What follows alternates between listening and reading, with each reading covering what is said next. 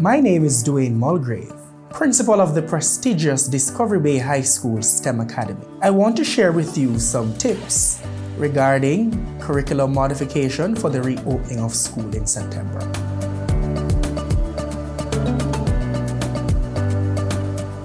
The COVID-19 pandemic has really caused all principals to look at their school and will have to really operate in this new normal. And so it is imperative that all principals look at the national standards curriculum that is to be offered to the children and to ensure that the requisite modifications and adaptations take place. In fact, that is something that all schools should do.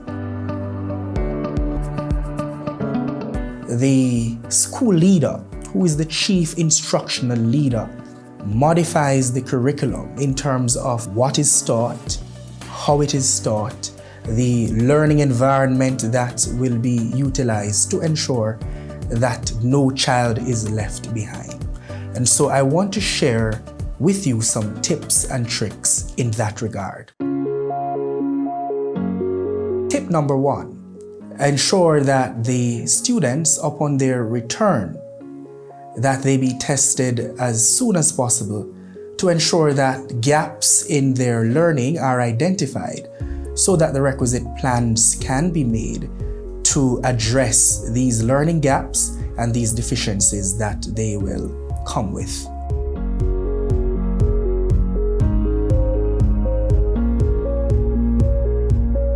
The physical closure of school would have resulted in some students having access to the internet, and then there are those who would not have been consistently online. And so it is important that all students are catered to in terms of their education in that period of closure. And so it is the responsibility of the curriculum implementation team to ensure that all that would have been taught in that period of physical closure is revised, is mopped up, and to ensure that all students are on a level playing field.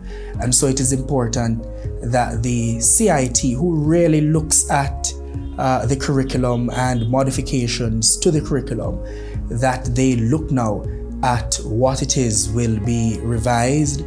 And of course, certainly you are doing this kind of revision based on the diagnostic tests that would have been done to ascertain what the deficiencies are. Here at the Discovery Bay High School, we are conscious of the fact that teaching and learning is not just about the cognitive, but the affective domain has to be taken care of as well.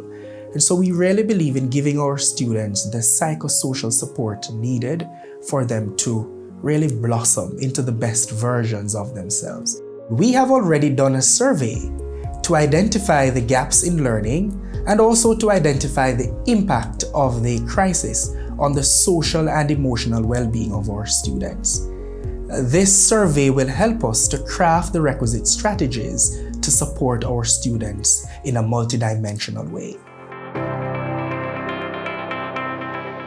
After the gaps in learning have been identified through testing, it is important that the curriculum implementation team crafts an action plan to address the gaps in learning.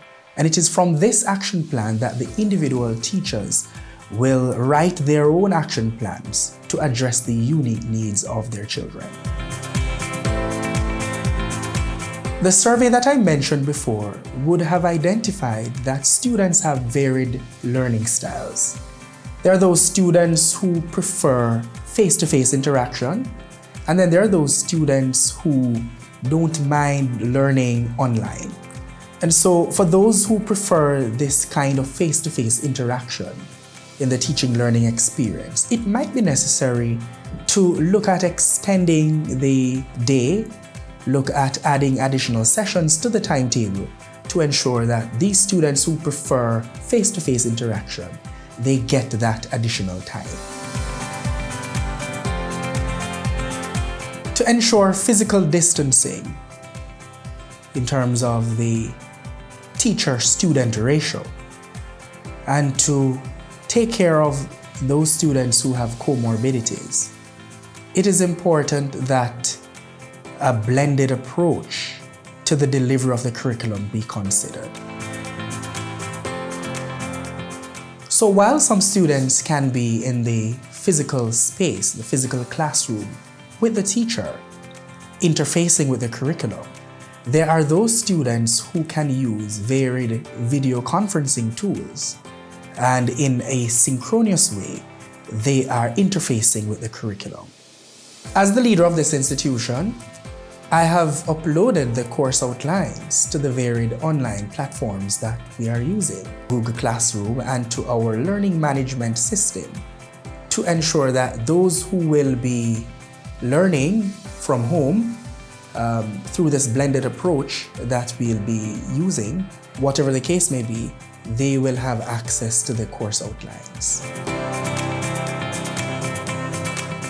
There's a general misconception that because our students are digital natives, that they will easily gravitate towards online modalities. Our surveys done have proven that this is not always the case.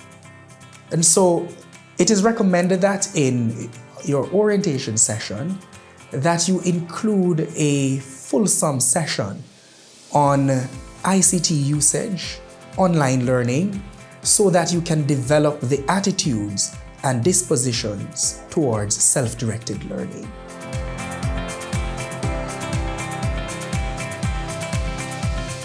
So colleagues, these are some general tips with regard to curriculum modification that you can consider as we move forward in this new normal to ensure that no child is left behind. Certainly here at the Discovery Bay High School, these are some of the strategies that will be employed to ensure that our school continues to grow from strength to strength.